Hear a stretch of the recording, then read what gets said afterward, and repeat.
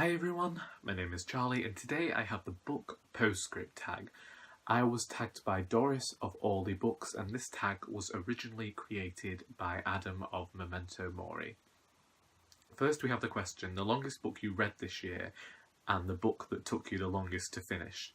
The longest book I read this year was Dombey and Son by Charles Dickens, and sadly I didn't care for that book. I went into it with high hopes because it is a favourite of Katie from Books and Things, and I kind of trust all of her opinions on Victorian literature. But this book just didn't do it for me. Out of all the Dickens I read, this was one. This was just one of those ones where you felt like it's just going on forever. You don't like any of the characters, you're just praying that it's going to end soon. And so yeah, not got the best opinion of Dickens leaving 2018.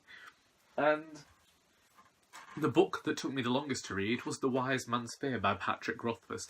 This is the second in the Kingkiller Chronicles and is just not the best. I began reading this book in December 2017 and decided to finish it this year, realised that we're actually at the end of December and thought that I'd best try and get it done. So I listened to the audiobook of the last 500 pages of this because I'd been kind of putting it off because I just don't care for this character. I don't care for the story within these books, and very much here I feel as though it's just a list of things that are happening to this character to make him the person we see at the end, and maybe that's what people are going into this story for, but it's not something that I cared for in the end. Next is how many books did you reread in 2018? The answer is 11. 11 books. Most of them were the Harry Potter books, as in 5 were. We didn't finish that series. But my favourite of all my rereads was Furiously Happy by Jenny Lawson. This has been the first book of the year that I've read for the last few years. This is Jenny Lawson's memoir on suffering with anxiety and depression and all of the myriad of things she's going through, but it's told in a very humorous vein. I find this book hilarious. Next, a book that you read for the first time in 2018 that you look forward to rereading in future, and that, for me, is And After Many Days by Jowhor. I read this book back in June and it is a book that has stuck with me ever since.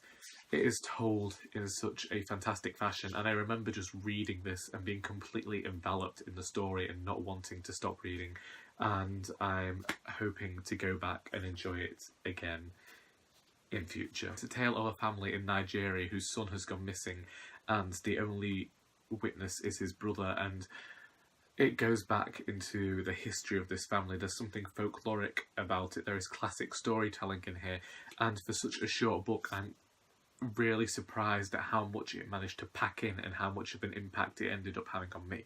Next is your favourite single short story or novella that you read in 2018, and for me that is Death in December by Victor Gunn from the Crimson Snow book, edited by Martin Edwards.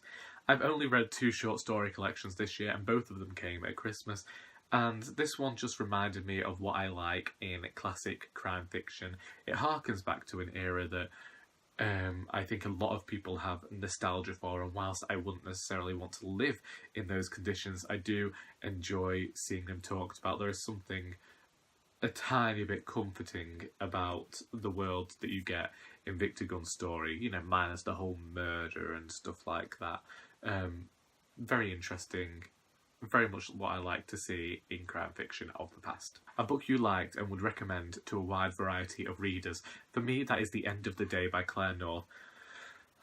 I only finished this book the other day, but I think that it would appeal to readers of general fiction, but also readers of fantasy, because it's very much based in the real world. Charlie is the harbinger of death, and he goes before and he talks to all of the people before they die, brings them a gift, and sometimes it's not necessarily death they're going to meet, but a change in their ideas or their life.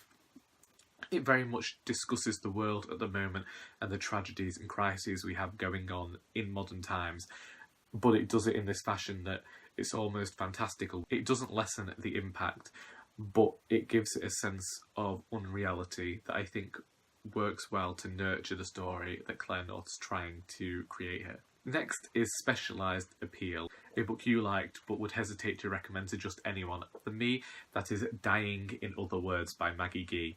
This is a piece of experimental fiction that doesn't really have any sort of plot behind it, but delves into the lives of characters, and the writing is, as I said, experimental.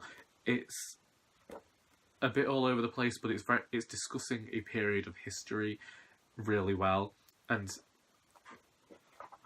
at the time it was modern fiction, so I guess it wasn't discussing history to them, but there is something very fresh, and it feels like a giant fuck you to the publishing industry of the time.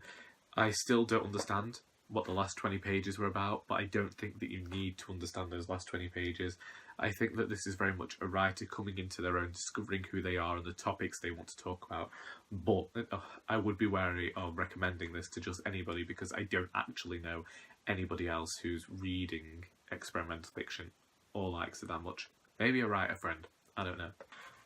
Next, I'm supposed to reflect on my year as a bookish content creator, and I think that honestly, whilst there has been a lot of content on this channel this year, a lot of it hasn't necessarily been the best. It goes back to that problem of just recording videos, recording my thoughts and sharing them without necessarily being able to edit them. Whilst it did get a lot of people being able to know who I am as a person, I don't think that the bookish content has really been there and has been at its best this year. I've definitely read books, I've discussed books, and I've discussed my writing more. I'm really proud of the writing vlog that I did in July and how that inspired me to continue to write and finish my secret book. I liked the coordinated TBR I did where I asked for coordinates, because that got me reading books that I had been putting off reading. And I'm hoping to continue that at some point in the new year. But I think in terms of the actual unedited quality that you got at the start of this year, I feel like a lot of that was a shambles, and I'm not the proudest of the stuff that I created. I'm glad of my wool gathering videos, and I'm glad that I interacted more with people, but I don't necessarily think that there's a lot of good bookish content there. It's my fault. Hopefully we'll improve one day, but I can't imagine that we will.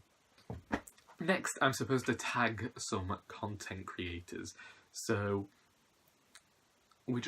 shall we just go with the usual suspects? It's nearly the end of the year, so we'll say my friend Lily, Beth of Beth Chats Books, Dane of Dane Reads, although he probably will never get around to this because there is a giant backlog of tags on him. Yeah, if you fancy doing this, just do it. Get it done. That's the questions answered. That's me done for the day. Thank you to Adam for creating this tag, and thank you for Doris for tagging me.